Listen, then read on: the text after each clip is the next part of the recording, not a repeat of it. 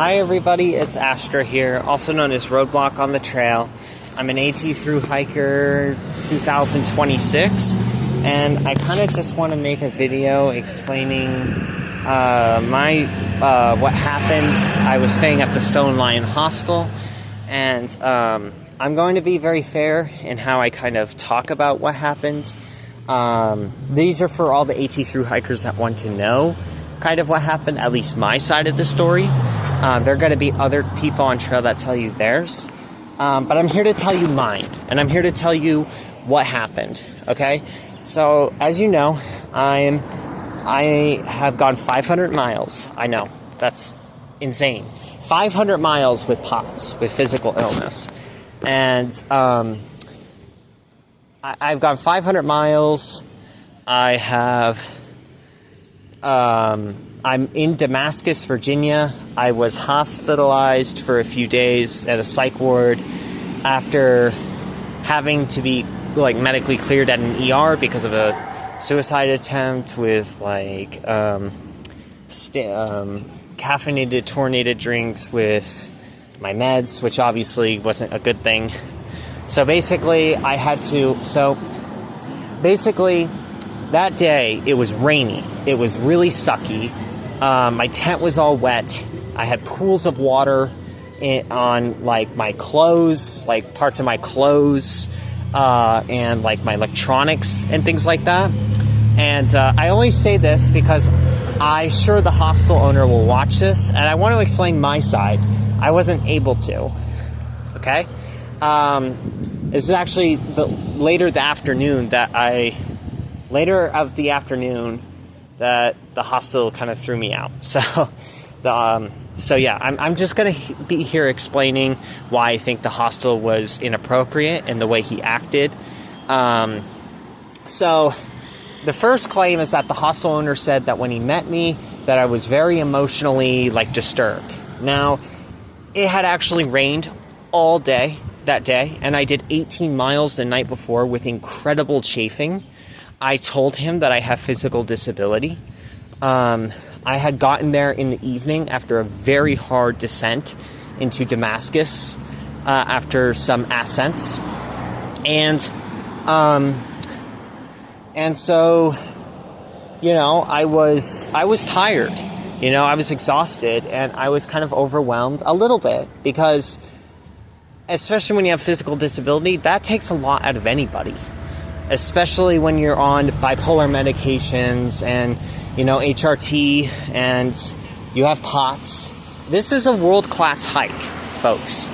I know I like to keep modesty, but I'm not going to be modest here, right? Because I'm just going to tell you that this takes a lot to do.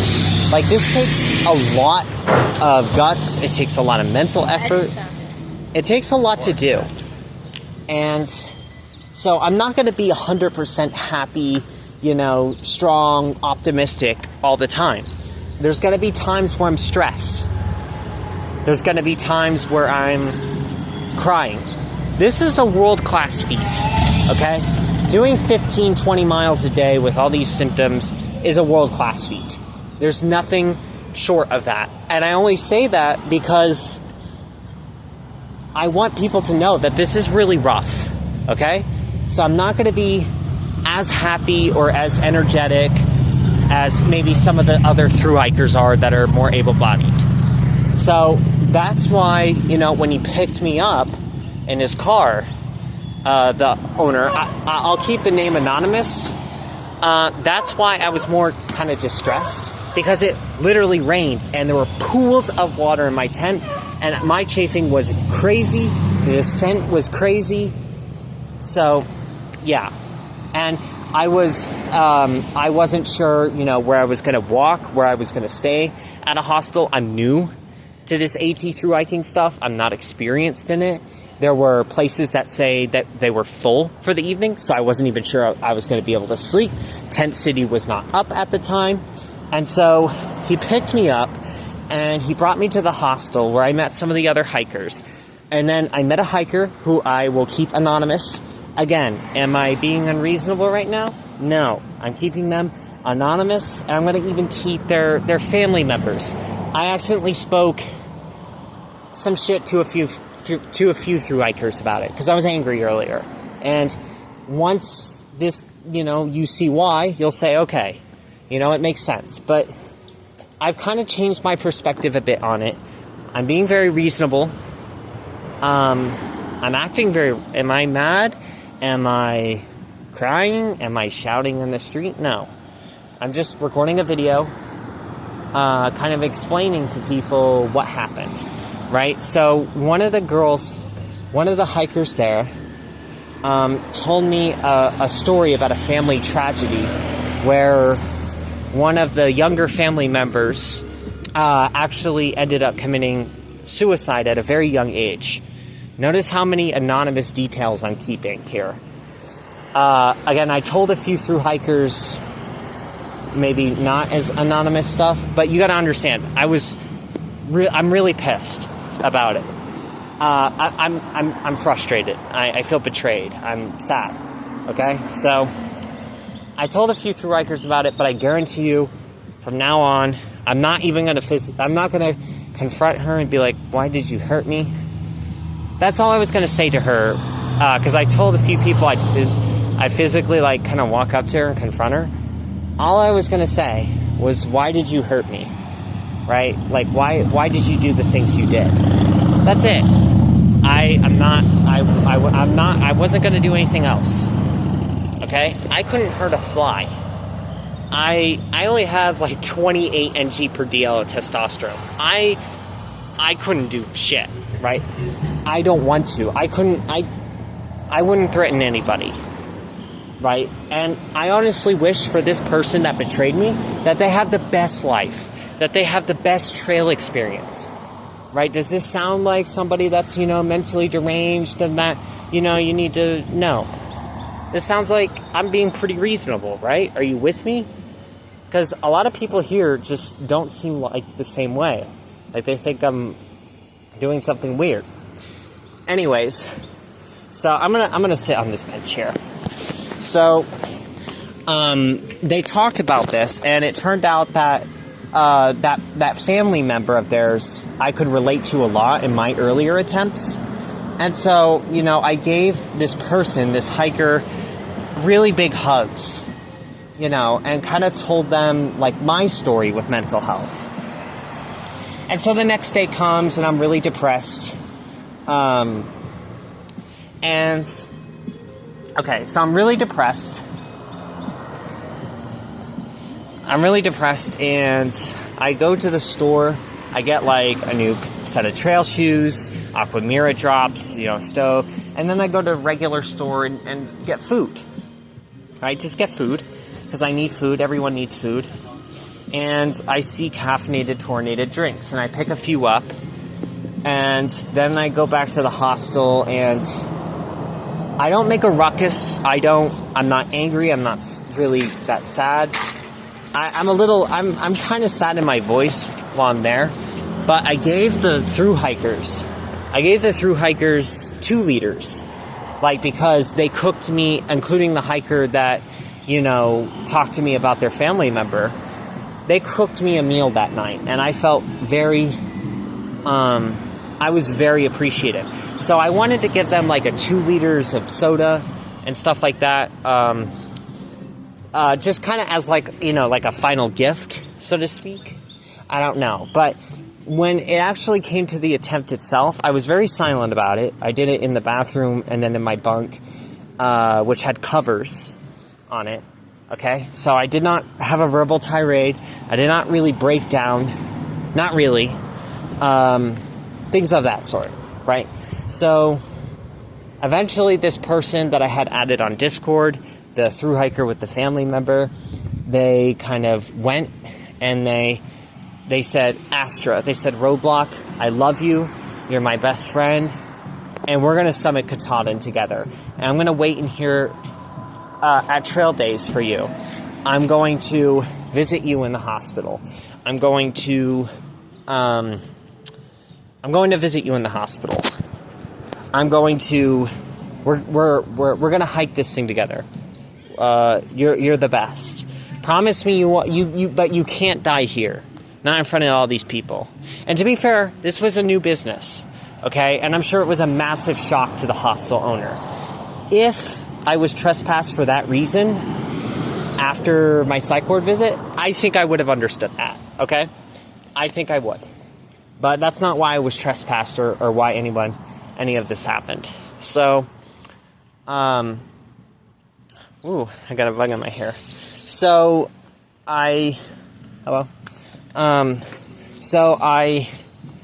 she promised all these things. She promised she would take care of them. We didn't know at the time where my stuff would be. The hiker that I met said that she would take care of it. She would take care of my stuff. She would talk to me. She would visit me in the hospital. She would do all these things. And so I was in the ER, making sure, my SpO2 and my blood pressure and my heart rate was all fine. And then I was transferred to a 72-hour hold in CSU. And so, at this time, I'm kind of saying like, hey, my phone number is this, so you can call up the ward. The nurses let me check my phone a few times.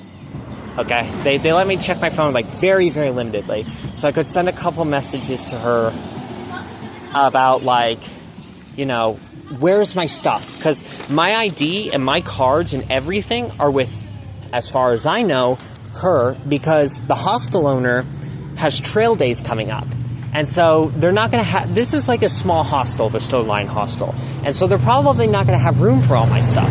Okay? So as far as I'm aware, she has it. And so I'm telling her, do you know where my stuff is? This is not something that is, relaxed, casual.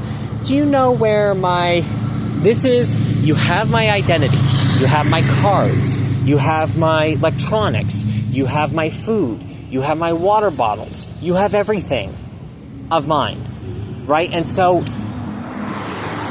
it is technically my responsibility to kind of put trust into those that I think can take care of my stuff properly. But I think it's reasonable to assume, based off our kind of bonding and our kind of conversations, that she would have taken care of my stuff. And once you volunteer for that responsibility, especially in an emergency situation, you have to follow through with it. You cannot just drop the ball. This is all of my stuff. Okay? So, doesn't message me once in the ward, doesn't call, doesn't try to reach out in any sort of meaningful way. Now, the hostel owner said that he tried to reach out to all sorts of hospitals and stuff. So, and they couldn't, figure out my last name and everything. Even though I registered on the site, my last name was there. So that's a big piece of identification, is the last name. They had my last name. My ID was there. I don't know if they could legally look at it, to be fair. I got worried enough about maybe the hostel having to deal with my stuff, because I didn't want the owner to have to deal with my stuff on trail days. I didn't know where it was. It could have been in the hostel. So I was able to call the hostel. I called the hostel, and the owner said that he had it. Okay, cool. I asked if that person was there, because they said we would climb Katahdin. I'll wait for you in trail days. I'll wait for you in Damascus. I'll talk to you. I'll visit you in the hospital. I recognized that she could not do all those things, okay? But she didn't do anything. She did not pack my bag in any meaningful way. She did not reach out in any meaningful way. She did not tell me where my stuff was, which is kind of like a requirement if you're going to look after someone's stuff. She volunteered for this responsibility, right? She could have said, I feel uncomfortable and I don't want to, it's not my responsibility to take care of her stuff. Fair. But you volunteered for it. And if you're at least not going to fulfill that responsibility, you can tell me where you put my stuff so that you're no longer responsible for it. Did not tell me a single thing. So I had to ask the ward to give me the phone number of the hostel. The owner said, I'm going to bring your stuff to the hospital ward where you're at. I said, that's not really good. I was kind of really upset because of that person, not the hostel owner, but her.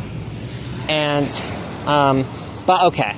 I didn't yell at the owner on the phone. I didn't scream at the owner at the phone. And so we're like, okay, my stuff is now at the hostel.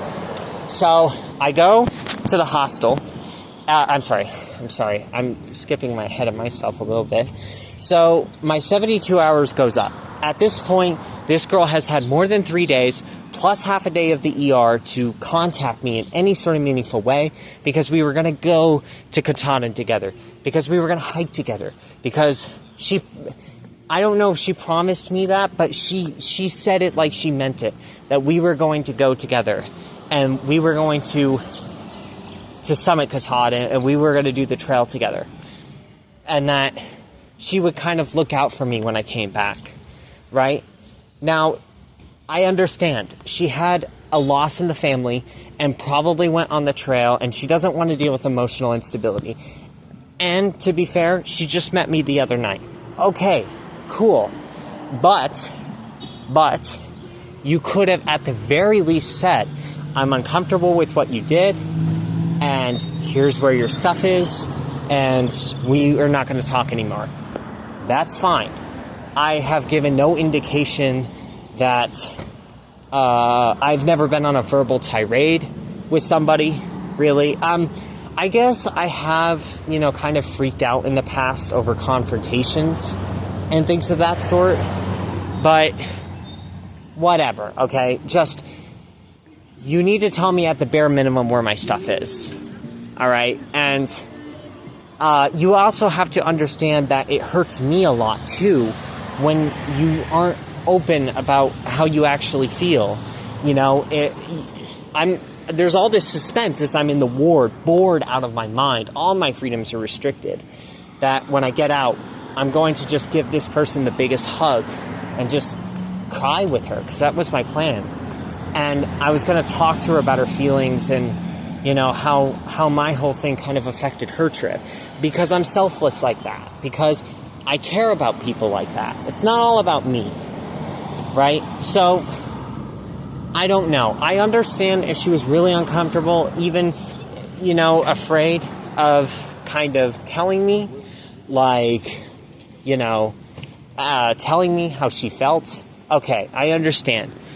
But you also kind of have to go out of your shell a little bit, because, my stuff is under your possession. So, you have to at least send me a message about that. Reach out about that. Okay? So, yeah. Also, did I tell her? I don't know if I told her what psych ward I was going to, but she could have just asked. I was in the back of the police car when I sent her a message about me getting on a 72-hour hold and everything. She could have told the owner because she was there that night. They could have figured out what hospital I was at. It sounds like they didn't do that at all. So, alright, sure. So, that's enough about her. Now back to the hostel owner. So, I go back. So I get out of the ward, and I go back to the hostel. All my stuff is in the van in the psych ward. Now, why did I go back to the hostel? Because I have all my stuff. Was it because I was trying to be a menace on trail days? No, it wasn't.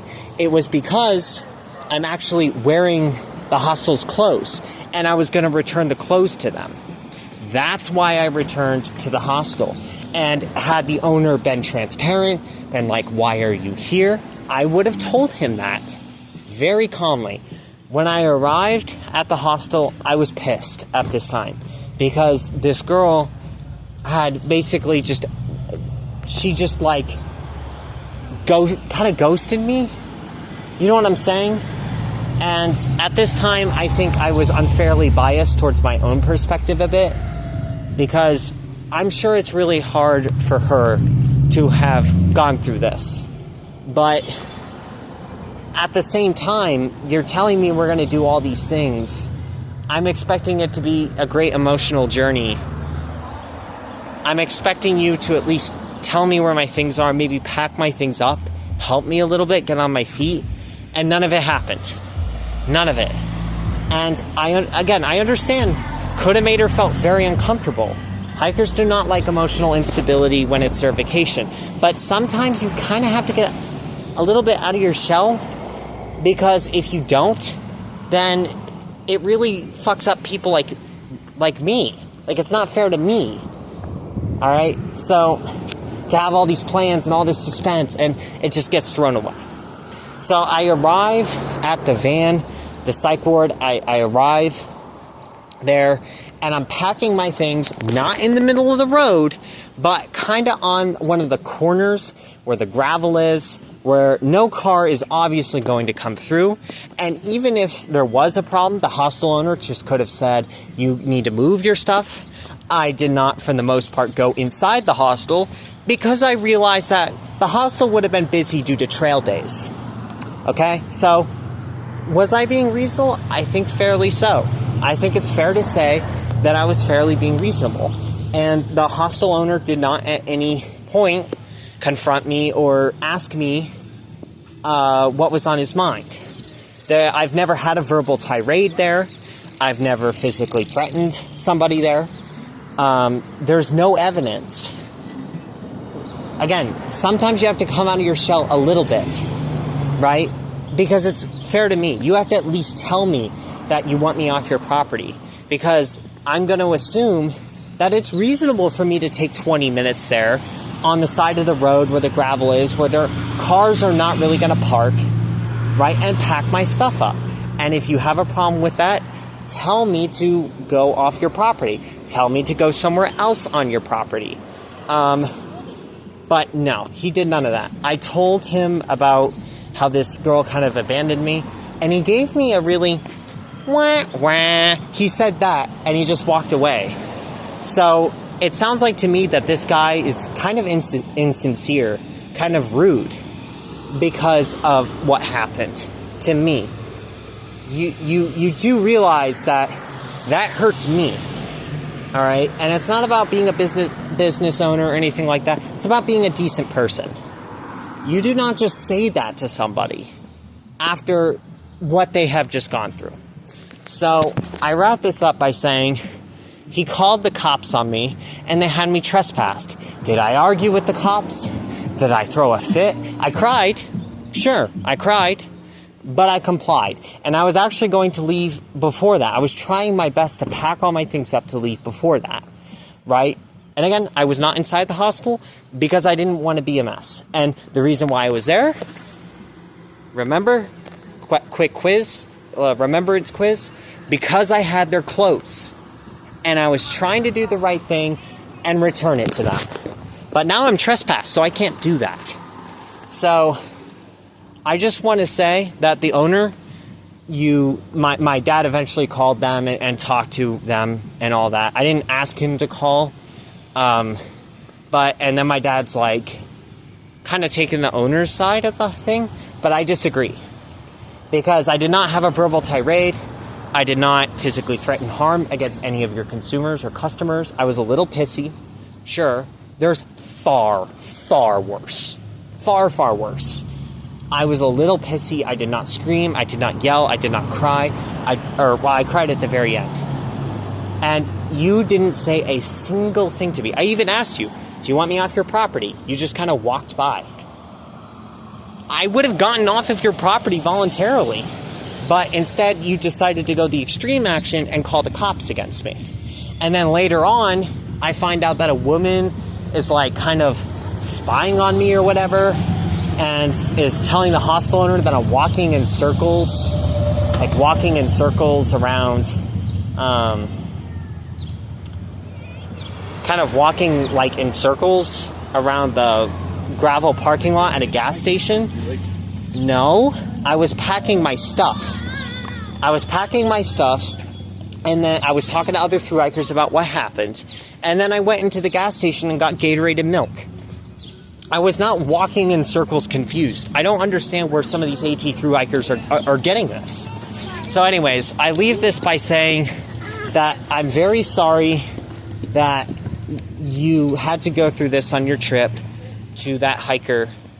I still do not want contact with you because at the end of the day, you kind of hurt me. I understand you're uncomfortable, but when you're under control of my possessions, as far as I'm understanding, when I do not have access to my phone in the ER or the psych ward for the most part,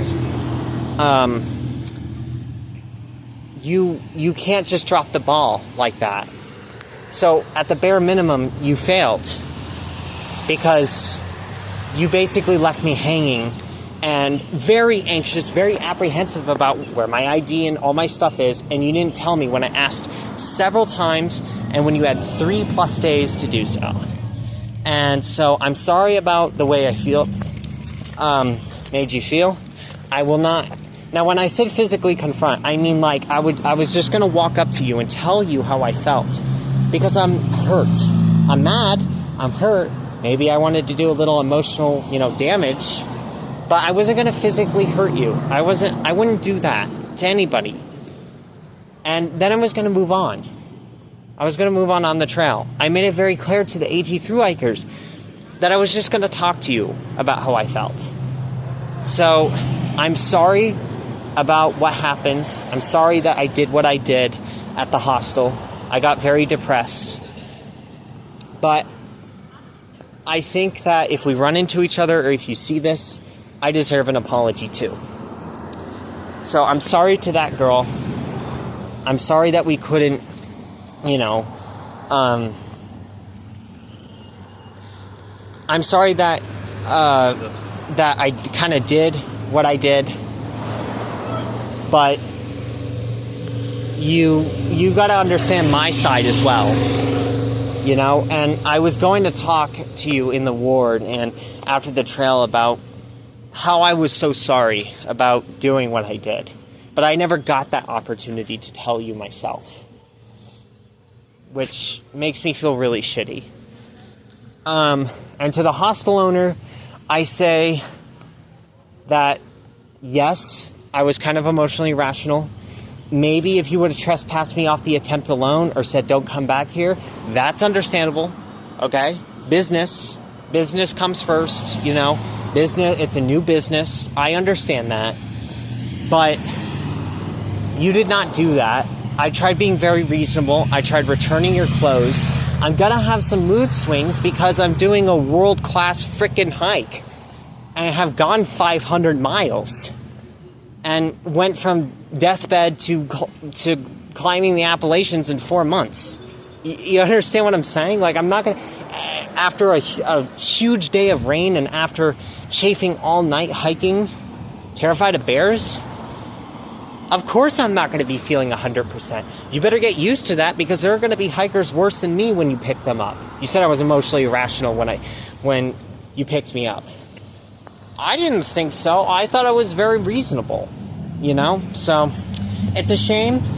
I wish well for your business. Noticing I'm not threatening you. I'm not wishing you bad. I'm not wishing that you go to hell. I'm just wishing you best of business. We disagree. I'm going to tell other thru hikers about you for sure. I don't think anything I said here was a lie. It's just a difference in perspective. There are way worse. You never talked to me once, really, about any of this. I asked you if you want me off my property, and you just called the cops on me, on someone deeply, I never said anything. My dad said something about, like, trans feminine, like, he respected me with feminine. Look, I don't care about that. If you called me a guy, if you forced me to use guys' bathrooms instead of women's bathrooms, it's against Virginia law. But if you did that, if you call me a guy, if you disagree with my transition, as long as you weren't hostile to me, I don't care. So I don't know where that came from, because I never complained about that about you. So, I don't know. Does it seem like I'm reasonable? I have right-wing friends that disagree with me on all of this, and we get along fine. Okay? So, I hope you got my perspective. I hope the AT thru hikers got my perspective. If you need to ask me something, please do on the trail. And I'm going to put this behind me. All right, roadblock out.